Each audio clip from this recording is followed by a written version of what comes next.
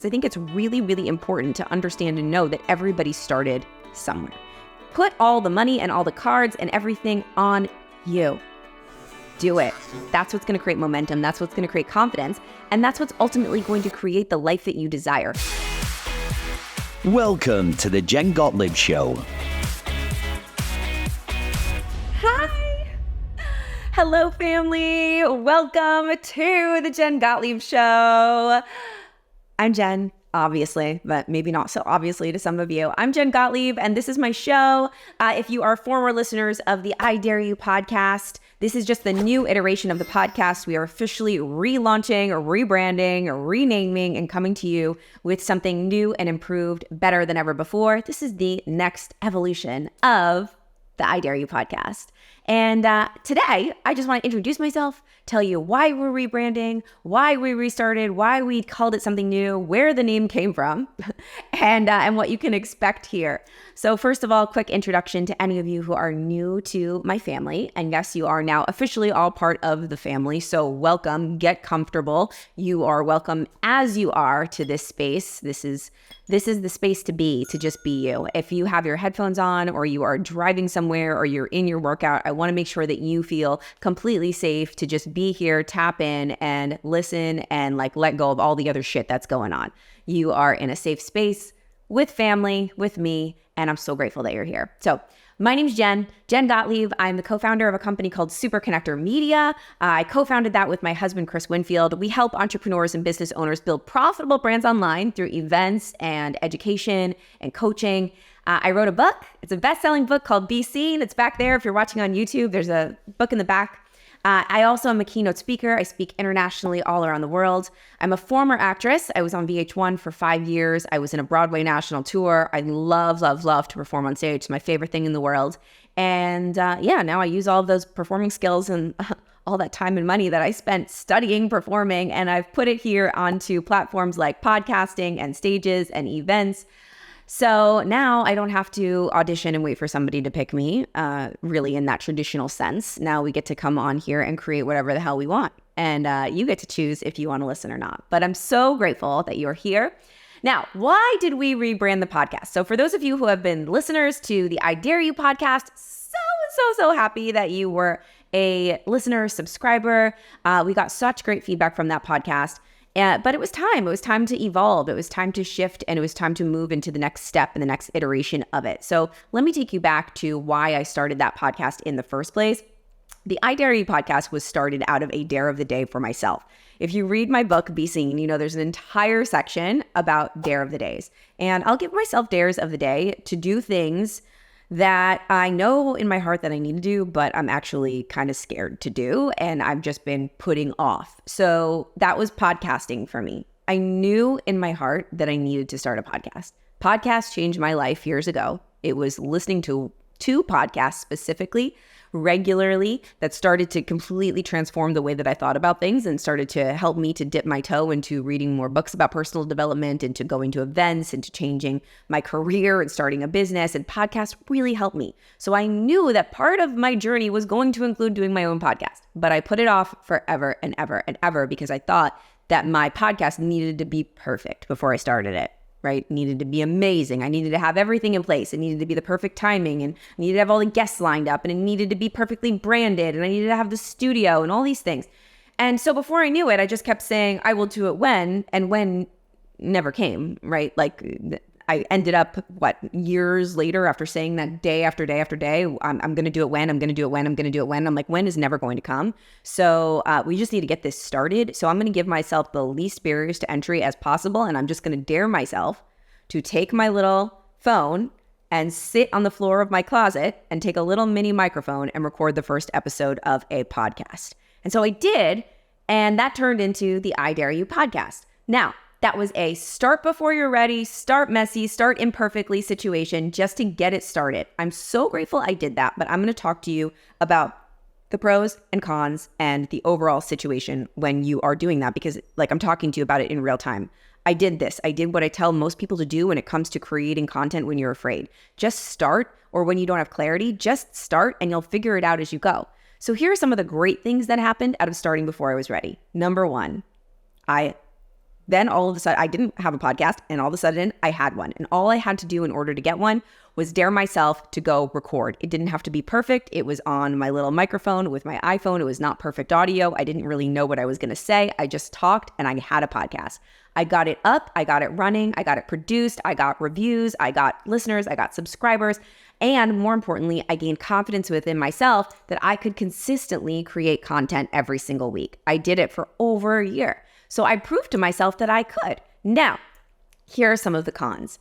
My mindset was, Jen, just get it up. Just do it. It doesn't have to be perfect. It doesn't have to be unbelievable quality. You don't have to have all the unbelievable guests. Your entire goal is to just do it so that you can learn what you want it to be as you go.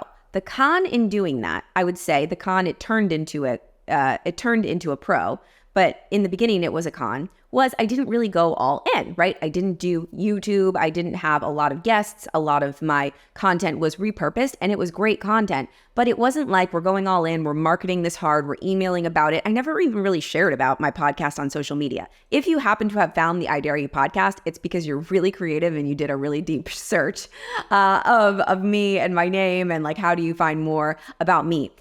So if you are a listener of I Dare You, like I love you, you're my ride or die because you went and you found it, but we didn't do a lot to make it so visible and make it seen because it was kind of like, this is a practice round. This is kind of like an experiment. I want to make sure that I can get a podcast up and running.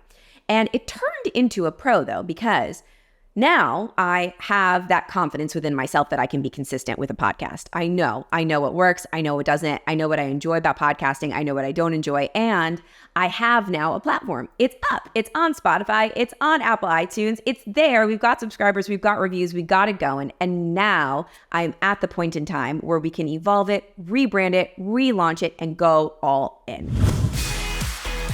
You're listening to The Jen Gottlieb Show. So it was kind of like my clarity stepping stones, my messy beginning. And I want to share that with you because I think it's really, really important to understand and know that everybody started somewhere.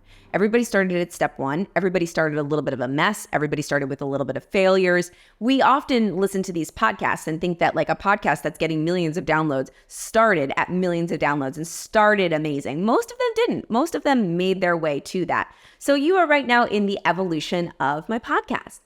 And when it came to rebranding and relaunching this to the Jen Gottlieb Show, I had a really hard time choosing the name. Gonna be totally honest with you. Why did I choose to name it after me?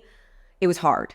It was really hard. It was actually like I had a big worthiness problem, a big imposter syndrome problem when it came into fully stepping into the fact that I was gonna name this podcast after me. Like, why the hell would I name it the Jen Gottlieb Show? Like there was so much resistance there. So when I first had the idea to rebrand and relaunch, I had all of these creative names that were not my name.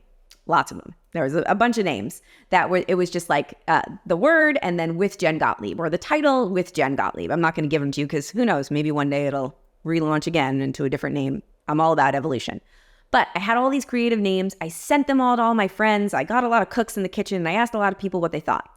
And it's really funny and interesting because all of my friends that are amazing marketers and all of my mentors that are amazing marketers all said to me, well, you're doing yourself a disservice if you name it your name because people are going to be searching words and they're not going to be necessarily searching your name. And that's 100% right because most people aren't because I'm not famous yet. You know what I mean? Like I'm just not. I mean, if you're listening to me and you know who I am, then that's amazing and fantastic. But most people I would want to stumble across my podcast are people that don't know who I am. And they are searching words like mindset or branding or marketing or personal growth or being seen or social media marketing or motivation or inspiration. They're searching words like that. But if they're not necessarily online searching my name. So that would be the downfall of naming something after you. However, when I asked my audience, what should I name my podcast? It was a resounding number. Like everybody said the Jen Gottlieb Show, full stop. Now, of course, because they're my audience and they all know who I am. And so it would make sense to make it the Jen Gottlieb Show. So I thought in my mind, I really weighed this out. And I was like, if I name it the Jen Gottlieb Show, then I can evolve into whatever it is I want to evolve into. 5 years down the line, if I want to talk about something else, or if I want to bring on some sort of guest that doesn't really align with what we're talking about, I can talk about anything. Gives me a huge umbrella.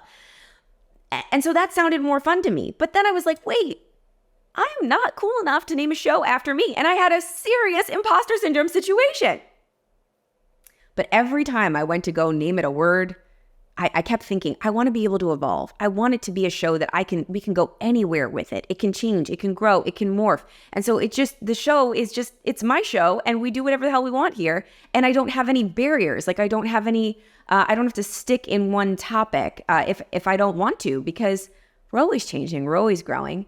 And so I had to make this decision to really bet on myself, really. And the reason that I share this story is I want to make sure that you understand that if you are having imposter syndrome or like maybe even a worthiness problem like I was, like you're not alone. Or maybe you are wanting to start something, but you don't want to start because it feels like it's going to start messy and it needs to be perfect before you get it going. I want to make sure you understand the evolution of this entire show for me and how it started as something that wasn't really that great, that I wasn't all in with, but I just wanted to be consistent with. I wanted to be messy with it.